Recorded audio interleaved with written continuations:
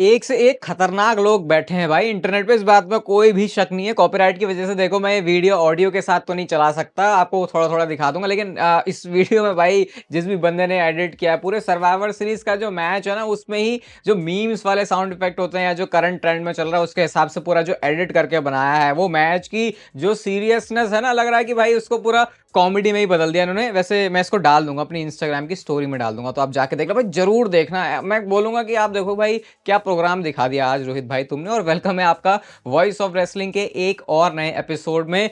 हर एक नए दिन के साथ साथ भाई रेसलमेनिया के बारे में क्या ही अलग अलग चीजें हमको पता चलती हैं। अब रॉक को लेके सिचुएशन सही में बहुत ज्यादा सीरियस हो गई है। कॉन्टेक्स्ट आपको पता ही है, सारी वीडियो अगर आप चैनल पे देखते हो, अगर आप एक्टिव चैट हो, मैंने आपको बताया है कि कैसे रॉक का शेड्यूल ऐसा लग रहा है। रॉक ने खुद कंफर्म किया कि उन सारी बीएस के ऊपर बिलीव मत करना, लेकिन अब जो बहुत बड़े बड़े सोर्सेज हैं जैसे कि पीडब्ल्यू इनसाइडर, वो भी ये बोल रहे हैं कि शायद सही में रॉक रेसलमेनिया में नहीं आएगा। पूरी कहानी मैं आपको बताता हूं।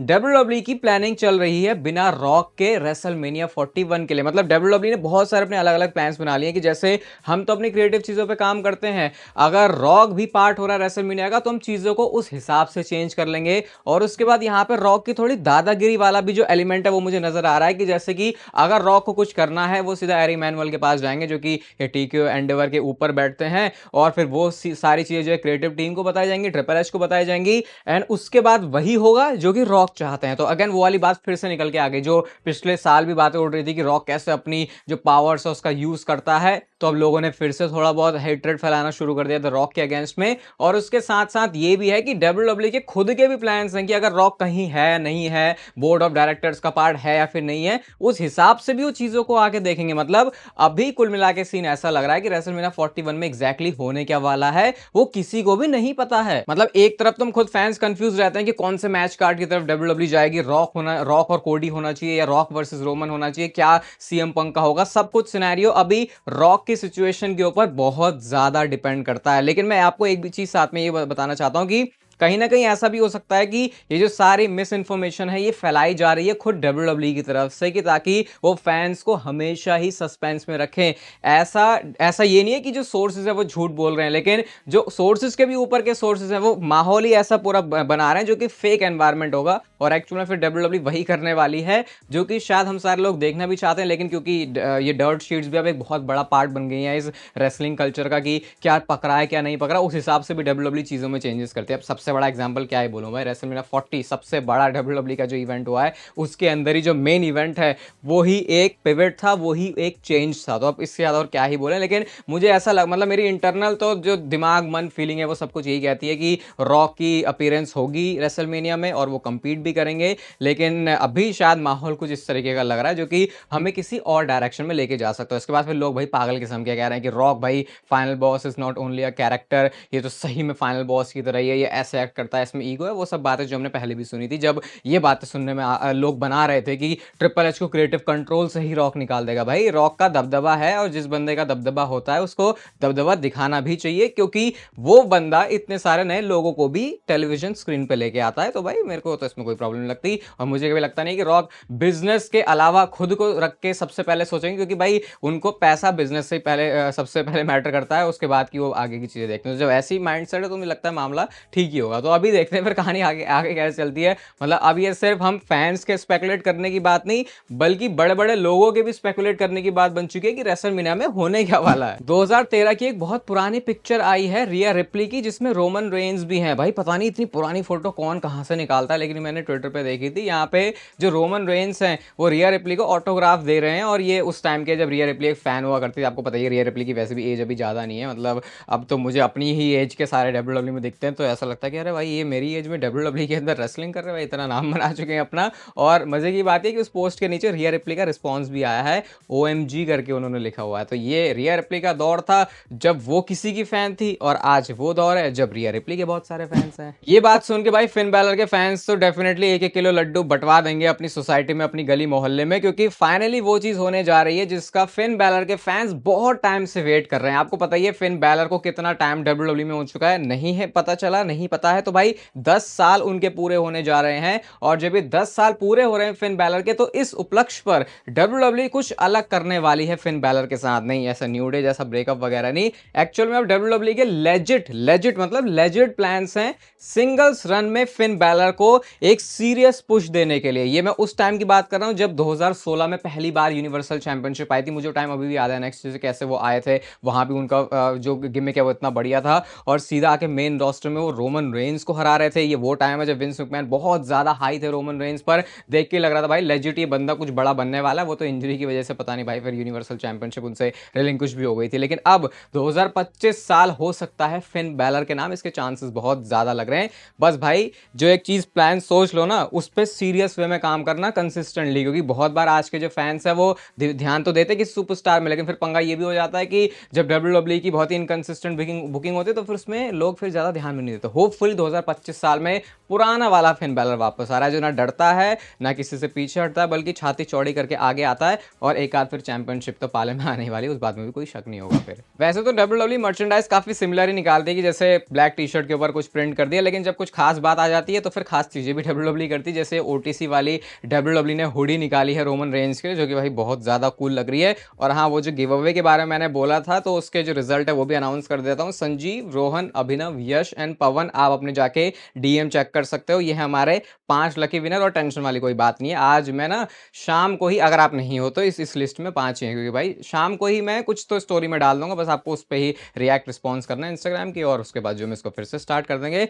माल और स्टॉक तुम्हारे भाई के पास बहुत है, तो मैं तो अपनी तरफ से भाई पूरी कोशिश कर रहा हूँ। बाकी 5 भाई लोग आप अपना डीएम में रिस्पॉन्ड कर देना, ताकि आपके फोन नंबर और एड्रेस के साथ आपके घर तक की जो आपकी फेवरेट ओजी या ओटीसी जो भी आपने पिक किया है वो पहुंच जाए। तो ठीक है, बस यही मामला है, और इंस्टाग्राम पे आज शाम को डाल दूंगा मैं कुछ। सैटरडे नाइट्स मेन इवेंट के बारे में और थोड़ी सी क्लैरिटी मिल रही है। तो देखो, सबसे पहले तो ये यूट्यूब चैनल पर आने वाला है यूके की जब बात हो रही है, और अगर मैं इंडिया की बात करूं तो भाई आप इसे अपने सोनी नेटवर्क पर देख सकते हो, जहां पे आप रॉ स्मैकडाउन देखते हो। तो करंटली तो मुझे ऐसा समझ में आ रहा है कि डब्ल्यूडब्ल्यूई इसको टीवी पे इंडिया वालों के लिए तो दिखा रही है। और ये बात भी आप ध्यान रखना कि जो मैंने आपको कल बताया था कि जो सैटरडे नाइट्स मेन इवेंट 25 जनवरी को होने वाला है, इसकी डेट भी बड़ी इंटरेस्टिंग है, क्योंकि ये रॉयल रंबल से ठीक पहले वाला शो होने वाला है। तो आगे भी जो सैटरडे नाइट्स मेन इवेंट होंगे, आप इसको इस तरीके से देख सकते हो कि डब्ल्यूडब्ल्यूई पीएलई से अगर पहले हो रहा है तो उसको हाइप बनाने के लिए भी यूज करने वाले की, जैसे कि हाँ जैसे गो होम एडिशन नहीं हम बात करते रॉ स्मैकडाउन की, ये नाम पहले के टाइम से इसीलिए क्योंकि तब लेजिट चीजें होती थी कुछ तगड़ी तगड़ी गो होम वाले शोज में, लेकिन अब रिसेंट टाइम में वो फीकी पड़ गई, तो शायद डब्ल्यूडब्ल्यूई इसको उस तरीके से यूज कर सकते हैं कि चलो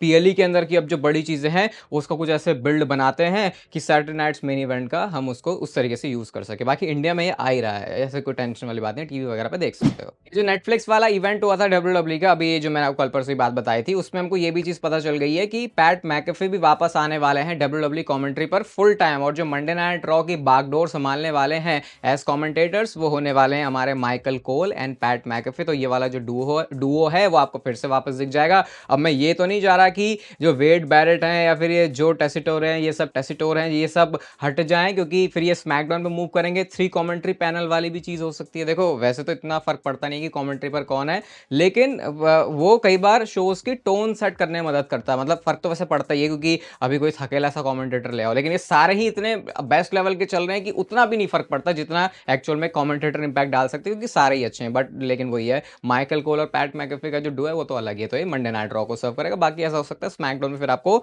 बाकी जो भी लोग काम कर रहे हैं वो शिफ्ट होते हुए दिख जाए, फिर 3 पैनल वाला भी हो सकता है। वो सीएम पंक और सैमी ज़ेन वाली चीज को हम लोग डिस्कस कर रहे थे कि इनके बीच में कुछ टेंशंस हैं, और फिर हमने पॉडकास्ट में भी उसको डिस्कस किया था कि कैसे सीएम पंक ने जो है अपोलोजाइज भी कर दिया था सैमी ज़ेन से प्रेस कॉन्फ्रेंस के लिए। एक्चुअल में इनके पीछे का मामला अब पता चला मुझे, और मामला ये है कि मतलब ये चीज इतनी ज्यादा उभर के सामने नहीं आई थी। सीएम पंक की पूरी डॉक्यूमेंट्री भी मैंने बनाई है, उसमें भी मैंने ये कोल्ड कमाना वाली सारी चीज को डिस्कस किया। तो जो कोल्ड कमाना और सीएम पंक के बीच में पंगा हुआ था वो हुआ ही था एक डिनर के टाइम पे, जहां पे सैमी ज़ेन और केविन ओवंस थे। तो उस वजह से जो सैमी ज़ेन है, जो सैमी ज़ेन और सीएम पंक है, इनके बीच के जो रिश्ते हैं उसमें में खटास थी और ये था वो एक्चुअल रीजन किस वजह से जब सैमी ज़ेन वापस भी ये सीएम पंक वापस भी आए थे तो सैमी ज़ेन ने कुछ ऐसा बहुत कुछ अच्छा बोला नहीं था सीएम पंक के बारे में। तो उन सारी बुरी चीज़ों को अभी पीछे छोड़ चुके हैं। बाकी और डिटेल में जानना हो कभी भी सीएम पंक के बारे में तो वो डॉक्यूमेंट्री वीडियो जाके ज़रूर देख लेना, सारे कांड पता चल जाएँगे। तो मैंने आपको बहुत टाइम पहले ही बता दिया है कि मंडे नाइट रॉ के साथ-साथ स्मैकडाउन भी 3 घंटे का शो होने वाला है, लेकिन अभी ऐसा कोई एग्जैक्ट डेट या शो नहीं डब्ल्यूडब्ल्यूई ने अनाउंस किया या फिर कंफर्म किया कि कब से स्मैकडाउन 3 घंटे का होगा ये जनवरी मंथ में, लेकिन जरूरी नहीं कि जिस हफ्ते रॉ और नेटफ्लिक्स होने वाला है तभी ये कर देंगे। और ऐसा भी है कि ये डब्ल्यूडब्ल्यूई शॉर्ट पीरियड के लिए या फिर आने वाले कुछ महीनों के लिए करे, क्योंकि कुछ कंफ्यूजन है। तो हो सकता है आधा साल हमको स्मैकडाउन 3 घंटे का देखे और फिर इस पर कुछ डब्ल्यूडब्ल्यूई रिवीजन करे, क्या पता 2 घंटे का, लेकिन फिर मुझे लगता नहीं एक बार 3 घंटे के फॉर्मेट के साथ सेट हो जाएंगे रॉ के साथ साथ। स्मैकडाउन को भी फिर ये छोड़ेंगे कि बस वो 2 घंटे का ही शो रहा है। तो सोचो हफ्ते में 3-3 घंटे की प्रोग्रामिंग अभी आपको दिखेगी, जो कि अभी 2-2 घंटे की है। तो डब्ल्यूडब्ल्यूई का और कंटेंट है आपके लिए। रेसलमेनिया सीजन बस अब से कुछ ही दिन दूर रह गया है और उसकी तैयारियां पहले से सीएम पंक ने शुरू कर दी है। जो मंडे नाइट रॉ में उन्होंने ऐसे रॉयल रंबल में करते हैं रेसलमेनिया की तरफ साइन, वैसा कुछ किया था। अब उन्होंने किसी जगह पे तो पॉइंट नहीं किया, लेकिन यहाँ पे इंस्टाग्राम की स्टोरी में उसको अलग से डाला है सीएम पंक ने। अलग से डाला है तो भाई समझ लो बंदे के दिमाग में खिचड़ी तो पक रही है कि उसका कोई स्पेसिफिक गोल है। और मैं आपको यही बता देता हूं कि जितना सीएम पंक ने अब तक सैक्रिफाइस कर दिया इन द सेंस कि अब वो सीएम पंक ना इस तरीके से देख रहा है कि क्या क्रिएटिवली बेटर डिसीजन है। मुझे लगता है अब थोड़ा पावर भी है अच्छी खासी सीएम पंक के पास कि वो अपने भी जो डिसीजंस हैं उनको मनवा सकते हैं। और जब इससे पहले सीएम पंक डब्ल्यूडब्ल्यूई में थे तो सारी पंगा और कहानी ये थी कि उनको लगता था उनकी बातें सुनी जानी चाहिए, लेकिन अब इतना अच्छा बंदा अपनी इमेज बना चुका है कि उसकी बातें अच्छे से सुनी भी जाएंगी। तो अगर मूड बन गया है सीएम पंक का तो क्या पता रॉयल रंबल वो जीत रहे हैं। न्यू डे का ब्रेकअप हो चुका है। कोफी किंगस्टन एक्सेवियर वुड्स को बहुत सारी गालियां पड़ रही हैं और इसके ऊपर कोफी किंगस्टन का रिस्पांस भी आ चुका है। बंदे ने अच्छे से डिटेल में जाके बात करी है। सबसे पहले कहते हैं कि मैं तो ये देखता हूं कि ऐसा क्यों है कि जब कोई बंदा अपसेट है तो ये माना जाए कि वही बंदा सही है, कोई बंदा बुरा है दुखी मतलब उसे बुरा फील हुआ है फिर वो दुखी है तो इसका मतलब ये थोड़ी कि वो बंदा सही बन जाता है। वो कहते हैं हमने गलती क्या किया, हमने तो अपना जो नजरिया है सिर्फ उसको रखा था। कोफी किंगस्टन ऐसा एक्ट कर रहे हैं कि जैसे कि उन्होंने कुछ गलत किया नहीं है और वो कहते हैं कि हमें कोई जरूरत नहीं क्योंकि हमें खाना परोस के दे पका के दे, क्योंकि बिकी की गर्लफ्रेंड ने वो बोला था कि मैंने तो उनके लिए अलग अलग तरीके का खाना भी बनाया था। कहते हैं हम सारी चीजें खुद के बल पर कर सकते हैं। तो अभी भी कोई रिग्रेट किसी तरीके की कोई गिल्टी कोफी किंगस्टन के पास है नहीं कि वो बिगी के बारे में बोले। स्टिल वो ये कहते हैं कि उन्होंने जो भी किया है वो सब कुछ सही किया है और ये बिल्कुल कंफर्म करता है दिखाता ही है कि अभी जो स्टोरी लाइन है वो Biggie versus Kofi Kingston and Woods की तरफ लीड करने वाली है। बाकी पॉडकास्ट जो हमने डाला था अभी कुछ दिन पहले मंडे नाइट रॉ वाले दिन वहां भी डिस्कस किया था कि ट्रिपल थ्रेट वाला मैच रेसलमेनिया के लिए डब्ल्यूडब्ल्यूई इसको